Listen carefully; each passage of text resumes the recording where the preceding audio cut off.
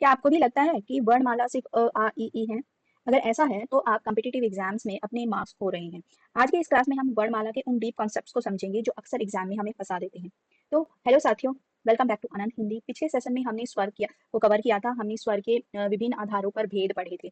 आज हम वर्णमाला की इस सीरीज को नेक्स्ट लेवल पर ले जाएंगे और आज हम कुछ ऐसे टारगेटेड क्वेश्चंस और कॉन्सेप्ट देखेंगे जो सीधे आपके एग्जाम में पूछे जाते हैं। तो चलिए बिना किसी देरी के शुरू करते हैं आज की हमारी क्लास।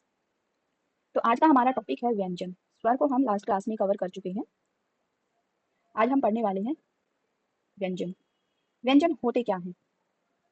व्यंजन वो वर्ण होते हैं जिनका उच्चारण करने के लिए हमें स्वरों की सहायता लेनी पड़ती है, वो व्यंजन कहलाते हैं। व्यंजनों के भेद की मैं बात करूं तो व्यंजन के तीन भेद होते हैं मेनली। पहला होता है स्पर्श व्यंजन, दूसरा अंतस्थ व्यंजन और तीसरा ऊष्म व्यंजन। तो व्यंजनों को मुख्यतः इन तीन भागों में विभाजित किया जाता है: स्पर्श व्यंजन, अंतस्थ व्यंजन और ऊष्म व्यंजन। तो आइए एक एक करके इनको हम समझते हैं ये होते क्या है। पहला स्पर्श व्यंजन।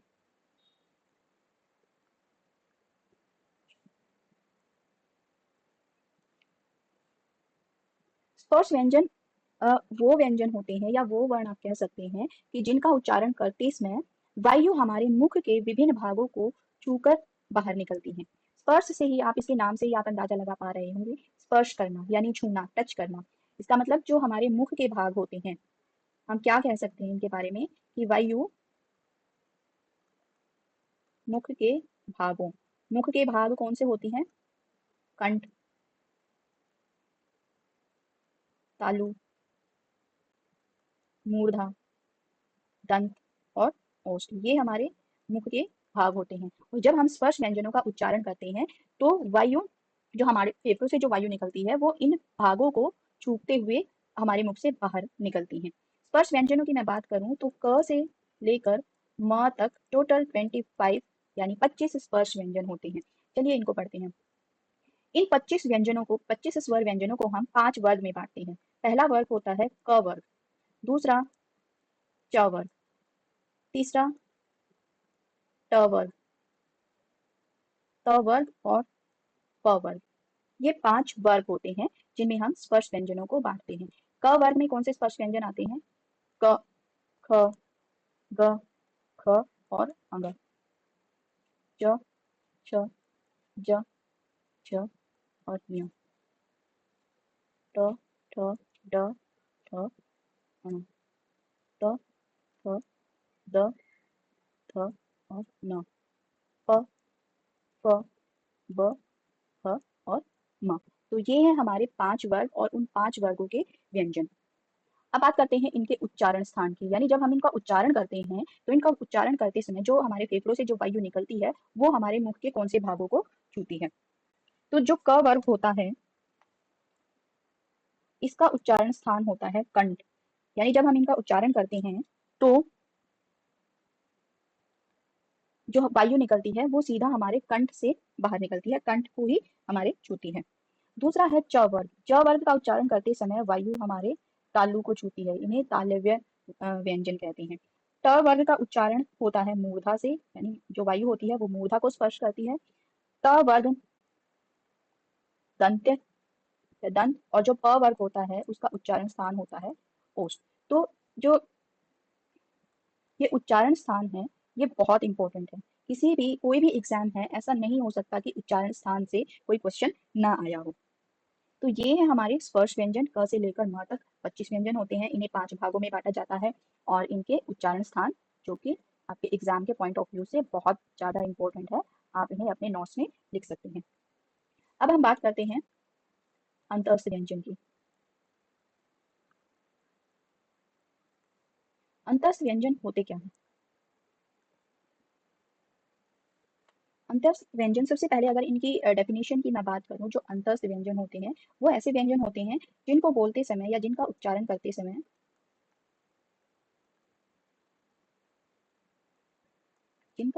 करते समय जो वायु हमारे मुख के अंदर से निकलती है, वायु, कुछ वायु कुछ वायु मुख के अंदर ही रह जाती है।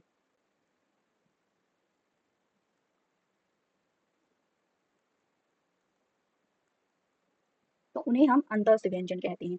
जो ये व्यंजन होते हैं, इनकी संख्या क्या है? संख्या में ये कितने हैं? ये 4 हैं। कौन से हैं? य, र, ल और व। ये चारों अंतस्थ व्यंजन कहलाते हैं। इन्हें इनका जो स्थान है, इन्हें हम क्या कह सकते हैं? आप कह सकते हैं कि इन्हें स्वरों और व्यंजनों के बीच में रखा जा सकता है। स्वरों और व्यंजनों के मध्य।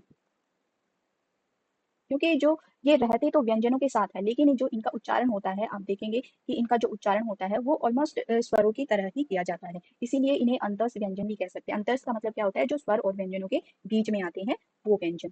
तो अंतस्थ व्यंजन कितने होते हैं? संख्या में 4 होते हैं, य, र, ल और व। और इसकी परिभाषा भी आप नोट कर सकते हैं। अब जो तीसरा जो व्यंजन है, तीसरे प्रकार के जो व्यंजन है वो है ऊष्म व्यंजन।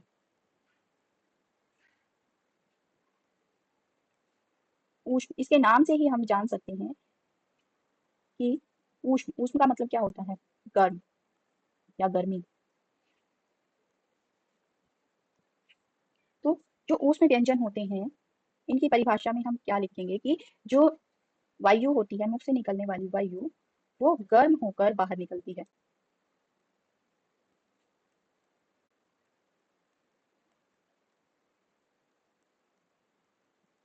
ऊष्म, ऊष्म का मतलब ही क्या होता है? गर्म।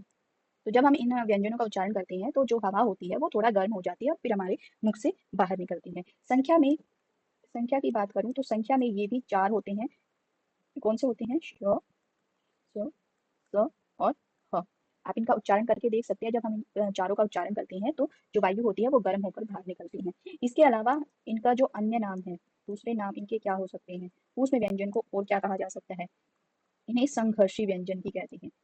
थोड़ा ज्यादा संघर्ष करना पड़ता है। इन्हें ऊष्म व्यंजन भी कहा जाता है और इन्हें ऊष्म संघर्षी व्यंजन भी कहा जाता है। तो ये है इनके अन्य नाम। अब इनके अलावा ये व्यंजन के मुख्य 3 प्रकार होते हैं। 3 भागों में व्यंजनों को हम बांटते हैं: स्पर्श व्यंजन, अंतस्थ व्यंजन और ऊष्म व्यंजन। इनके अलावा संयुक्त व्यंजन भी होते हैं।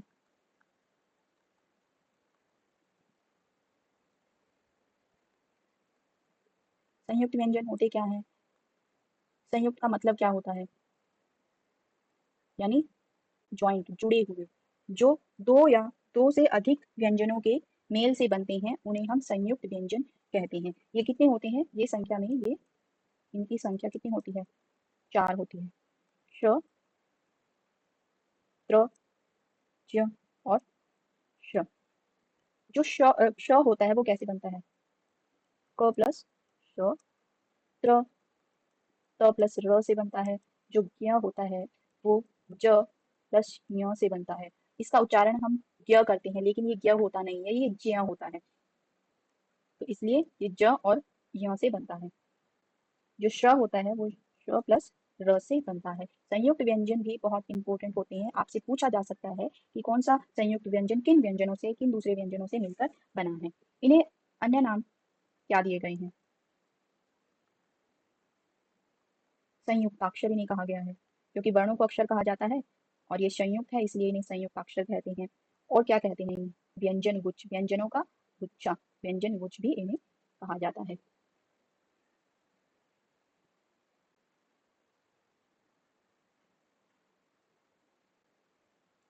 अब बात आती है द्विगुण की।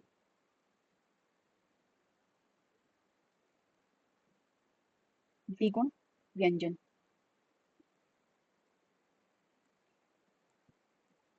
द्विगुण व्यंजन क्या होते हैं? सबसे पहले हम इनके अन्य नाम की बात करते हैं। इनके अन्य नाम क्या दिए गए हैं? अन्य नामों में इन्हें कहा जाता है संकर व्यंजन या वर्ण, द्विस्पर्शी,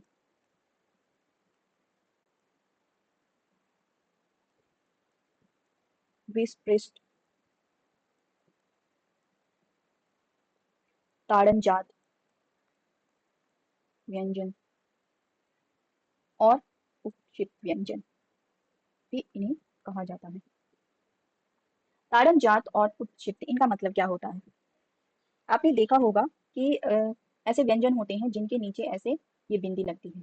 तो ये जो बिंदी होती है, इस बिंदी के कारण ही इन्हें उक्षिप्त या ताड़नजात व्यंजन कहा जाता है, बिंदी के कारण। और क्योंकि ये हिंदी भाषा में नहीं थे पहले, इसीलिए इन्हें अतिरिक्त व्यंजन भी कहते हैं। अतिरिक्त व्यंजन भी इन्हें कहा जाता है। अगर ये हिंदी भाषा में नहीं थे तो ये आए कहाँ से? सॉरी। इनकी संख्या की मैं बात करूं तो इनकी संख्या कितनी होती है? दो होती है। कौन सी होती है? अड़, जो सड़क में आता है, और एक अढ़। तो ये दो क्या होते हैं? ये द्विगुण व्यंजन होते हैं। जो ये बिंदी होती है, जो इनके नीचे लगी हुई है, ये बिंदी, ये कहाँ से आई है? ये अरबी फारसी की अरबी फारसी भाषा से हिंदी में आई है। संकर का मतलब क्या होता है? संकर व्यंजन इन्हें क्यों कहा गया है? क्यों? क्योंकि ये दो भाषाओं के मिलने से बने हुए हैं।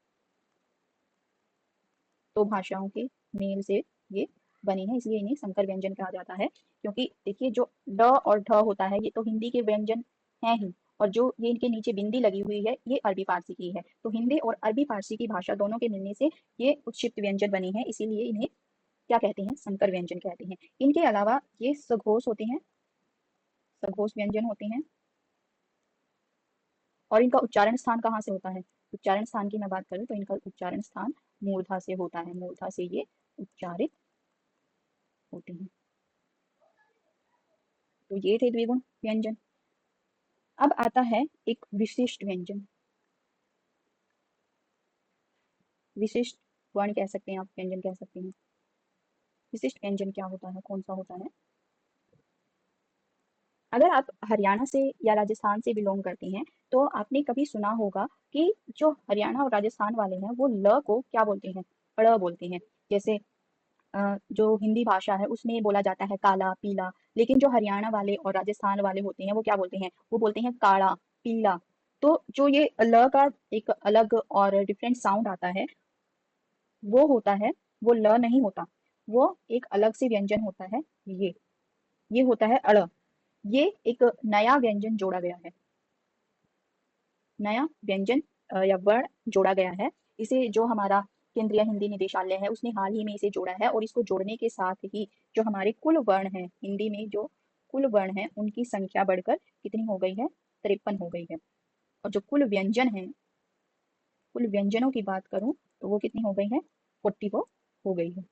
तो ये है विशिष्ट व्यंजन। ये कोई इसे मानक हिंदी में अभी जोड़ा गया है, लेकिन जो दूसरी भाषाएं हैं जैसे हरियाणवी है या राजस्थानी है और जो बांग्ला है, ये इसमें बहुत सालों से, पुराने समय से इसे इसका उच्चारण किया जाता रहा है। तो ये थे हमारे व्यंजन।